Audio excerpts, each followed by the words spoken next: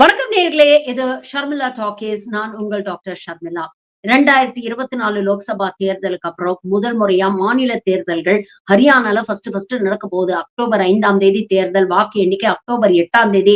இது எந்த அளவுக்கு ஒரு acid test for both Congress and BJP அப்படிங்கிறது ஏர்லியரா ஒரு வீடியோல நான் சொல்லியிருந்தேன். ஹரியானால கள நிலவரம் எப்படி இருக்கு அப்படிங்கிறத பத்தியும் நான் பேசியிருந்தேன்.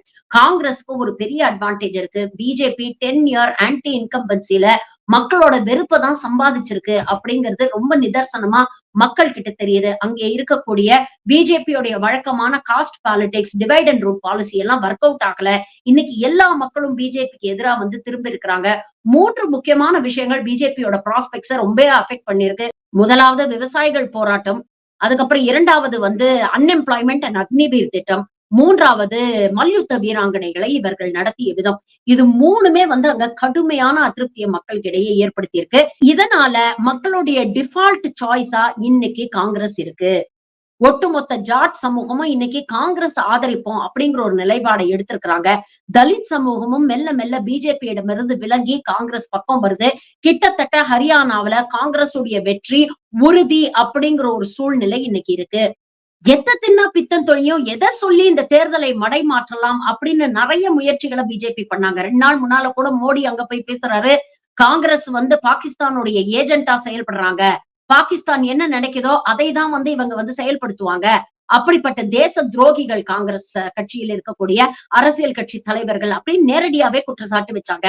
ஆனா இதெல்லாம் அங்க எடுபடுறதா தெரியல. கடைசியில இன்னைக்கு ஒரு கடைசி ஆயுதமா ட்ரக்ஸ கையில எடுத்திருக்கிறாங்க. இன்னைக்கு பாருங்க டெல்லியோட பிஜேபி எம்பி சுதான்ஷு திரிவேதி வந்து ஒரு பிரஸ் மீட் கொடுக்கிறாரு. அதாவது நேத்து டெல்லியில நார்காட்டிக்ஸ் கண்ட்ரோல் பியூரோ பாத்தீங்கன்னா கிட்டத்தட்ட 5600 கோடி மதிப்புள்ள ட்ரக்ஸ சீஸ் பண்ணியிருக்கிறாங்க. இது செய்தி. இது ஒரு இன்டர்நேஷனல் ட்ரக் கார்ட்டலுடைய மூவ்மெண்ட்ல இருக்கக்கூடிய கன்சைன்மெண்ட். இங்க இருக்கக்கூடியவர்களும் இன்டர்நேஷனல் லெவல்ல இருக்கக்கூடிய பல பேரும் சேர்ந்து இதுல வந்து இன்வால்வ் ஆயிருக்கிறாங்க அப்படிங்கிற இன்டெலிஜென்ஸ் இன்ஃபர்மேஷன் ஆகஸ்ட் மாசமே என்சிபிக்கு வந்திருக்கு. கிட்டத்தட்ட 3 மாசமா இவங்களெல்லாம் பின்தொடர்ந்து இவங்கள பத்திய தகவல் எல்லாம் சேகரிச்சு நேத்து வந்து இவங்கள வந்து இந்த கன்சைன்மெண்ட்ட பஸ்ட் பண்ணி சம்பந்தப்பட்ட நபர்களை அரெஸ்ட் பண்ணியிருக்கிறாங்க. இது முக்கியமான குற்றவாளியா சொல்லப்படக்கூடிய துஷார் கோயல் அப்படிங்கிறவர் 40 வயசு ஆகுது அவருக்கு. இவருடைய பின்னணி என்ன அப்படின்னு பாத்தீங்கன்னா டெல்லியில ஒரு பிரபல பப்ளிகேஷன்ஸ் இருக்கு. Tulip publications. அந்த பப்ளிகேஷனுடைய ஓனர் இவர். இவருடைய தந்தையும் ஒரு பெரிய பப்ளிஷர். அவருடைய மகன். இப்படிப்பட்ட ஒரு பின்னணியில இருந்து வரக்கூடிய இந்த துஷார் கோயல் தான் இதுல கிங் பின்னா செயல்பட்டு இருக்கிறாரு. இவர் தான் முக்கிய குற்றவாளியா இங்க வந்து இவங்க கைது பண்ணியிருக்கிறாங்க. சரி இதுக்கும் ஹரியானா எலெக்ஷனுக்கும் என்ன சம்பந்தம் அப்படின்னு தானே கேட்க வரீங்க? இருக்கு. துஷார் கோயல் 2022ஆம் ஆண்டு டெல்லி யூத் காங்கிரஸ் உடைய ஆர்டிஐ செல்லுக்கு சேர்மனா இருந்திருக்கிறாராம். சில காலம் அவர் அதில் பணியாற்றி இருக்கிறார். அப்படி பணியாற்றிய சமயத்தில் ஹரியானால இருக்கக்கூடிய மூத்த காங்கிரஸ் தலைவர்களோட இவர் எடுத்துக்கிட்ட போட்டோ எல்லாம் இப்போ பிஜேபி ஐடி செல் சங்கி கூட்டம் சமூக வலைதளங்கள்ல வைரல் பண்ணிட்டு இருக்காங்க. இதே மாதிரி ஸ்டண்ட தமிழ்நாட்டுல அவங்க ட்ரை பண்ணாங்க. உங்க எல்லாருக்கும் நல்லா ஞாபகம் இருக்கும். டிஎம்கேவோட என்ஆர்ஐ விங்ல இருந்த பணியாற்றிய ஜாஃபர் சாதிக் மீது இதே மாதிரி குற்றச்சாட்டுகள் ட்ரக்ஸ் கடத்துறாரு அப்படின்னு குற்றச்சாட்டுகள் வச்சு அவர் வந்து டிஎம்கே தலைவர்களோட எல்லாம் இருக்கக்கூடிய போட்டோஸ் எல்லாம் சமூக வலைதளங்கள்ல இங்க இருக்கிற சங்கி கூட்டம் வைரல் பண்ணிட்டு இருந்தது. பாருங்க ஸ்டாலினோட போட்டோல இருக்கிறாரு. பாருங்க உதயநிதியோட போட்டோல இருக்கிறாரு. பாருங்க இந்த தலைவரோட இருக்கிறாரு. பாருங்க அந்த தலைவரோட இருக்கிறாரு. இந்த போதைப் பொருள் மூலமா வரக்கூடிய வருமானத்துலதான் இவங்க கட்சி நடத்துறாங்க. இந்த போதைப் பொருள் மூலமா வரக்கூடிய வருமானத்துலதான் இவங்க வந்து தேர்தல்ல செலவு பண்றாங்க. இதே ஸ்கிரிப்ட இன்னைக்கு இவங்க ஹரியானால செஞ்சுட்டு இருக்காங்க. பாருங்க கேசி வேணுகோபாலோட இந்த துஷார் கோயல் இருக்காரு. பாருங்க பூபேந்தர் சிங் ஹூடாவோட இவர் போட்டோ எடுத்திருக்கிறாரு. பாருங்க தீபேந்தர் சிங் ஹூடாவோட போட்டோல நிக்கிறாரு. இவர்களுக்கும் ஹூடா ஃபேமிலிக்கும் என்ன சம்பந்தம்? அப்ப காங்கிரஸ்க்கு மொத்த ஃபண்டிங்கும் துஷார் கோயல் மூலமா தான் வருதா? அப்ப இந்த ட்ரக்ஸ்ல இருந்து வரக்கூடிய பணத்தை தான் இவங்க தேர்தல் பிரச்சாரத்துக்கு யூஸ் பண்றாங்களா? இந்த பணத்தை வச்சுதான் இவங்க பாகிஸ்தானுக்கு ஏஜென்ட்டா வேலை பாக்குறாங்களா? இப்படி ஏகப்பட்ட குற்றச்சாட்டுகளை இன்னைக்கு பிஜேபி காங்கிரஸ் மீது அடுக்கிட்டு இருக்காங்க. அதுவும் கரெக்டா டைமிங் பாருங்க. அக்டோபர் 3ஆம் தேதி இன்னையோட பிரச்சாரம் முடியுது. 4ஆம் தேதி நாளைக்கு பிரச்சாரம் கிடையாது. 5ஆம் தேதி வந்து ஓட்டு போட போறாங்க ஹரியானா மக்கள். அப்ப இது சம்பந்தமாக மேடையில் பிரச்சாரம் பண்ணும்போது காங்கிரஸ் விளக்கமும் அளிக்க முடியாது. அது மக்களிடம் போய் சேரவும் சேராது. எவ்வளவு டெக்னிக்கா ஒரு விஷயத்த இன்னைக்கு கட்டவிழ்த்து விட்டுருக்காங்க பாருங்க. இதனால காங்கிரஸ்க்கு ஏதாவது பின்னடைவு ஏற்படுமா?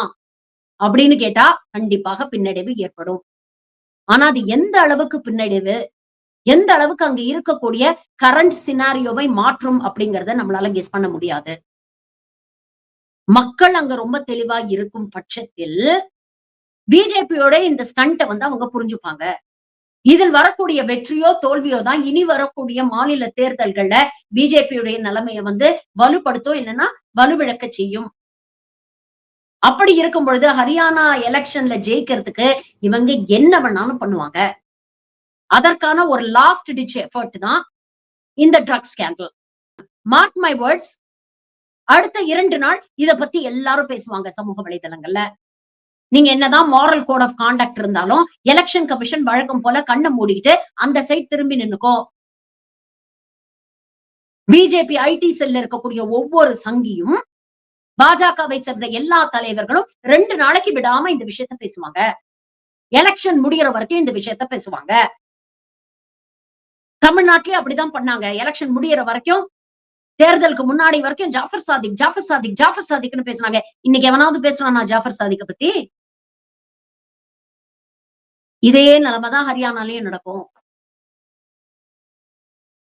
துஷார் கோயல், துஷார் கோயல்னு 2 நாள் பேசுவாங்க. அங்க தேர்தல்லாம் முடிஞ்சதுக்கு அப்புறம், அத கன்வீனியன்ட்டா கடந்து போயிருவாங்க. அப்ப மக்கள் உஷாரா இருக்கணும். எல்லா தரப்பு மக்களும் இன்னைக்கு அவங்க மேல கடும் கோபத்துல இருக்கிறாங்க. இப்படிப்பட்ட சூழ்நிலையில நம்ம ஜெயிக்கிறது ரொம்ப ரொம்ப கஷ்டம். கிட்டத்தட்ட காங்கிரஸ் கம்ப்ளீட்டா ஸ்வீப் பண்ணிடும் அப்படின்னு தான் அரசியல் விமர்சகர்கள்லாம் பேசுறாங்க. அப்படிப்பட்ட ஒரு நிலைமை வந்தா அது பிஜேபிக்கு பெரிய ஒரு பின்னடைவா மாறும் அப்படிங்கிறதுனால தான் இவ்ளோ கீழ்த்தரமான ஒரு அரசியல்ல இறங்கியிருக்காங்க. தேர்தல் நேரத்துல பிஜேபி என்ன வேணா ஸ்டண்ட் அடிப்பாங்க அப்படிங்கிறது நமக்கு நல்லாவே தெரியும். நான் ரொம்ப எதிர்பார்த்துக்கிட்டு இருந்தேன். என்னடா நிலைமை இவ்வளவு மோசமா இருக்கே! இதுவரைக்கும் இவனுங்க எந்த ஸ்டண்ட்டையும் அடிக்கலையே! ரொம்ப அமுக்கமா இருக்கிறாங்களே! என்ன விஷயம் அப்படின்னு நினைச்சேன். இதோ பாருங்க இன்னைக்கு பிரஸ் மீட் வந்துருச்சு. பார்ப்போம். ஹரியானால என்ன நடக்குது? காங்கிரஸ் இதையும் கடந்து ஒரு வெற்றியை பெற முடியுமா? அப்படிங்கிறத நம்ம பொறுத்திருந்து பார்ப்போம். களம் இன்னைக்கு காங்கிரஸ்க்கு ஆதரவாக இருக்கு. மக்கள் ஸ்ட்ராங்கா இருக்கிறாங்க. இது போன்ற விஷயங்கள் மக்கள் மனச மாத்தாம இருந்ததுன்னா, நிச்சயம் காங்கிரஸ் வெற்றி பெறும். பொறுத்திருந்து பார்ப்போம்.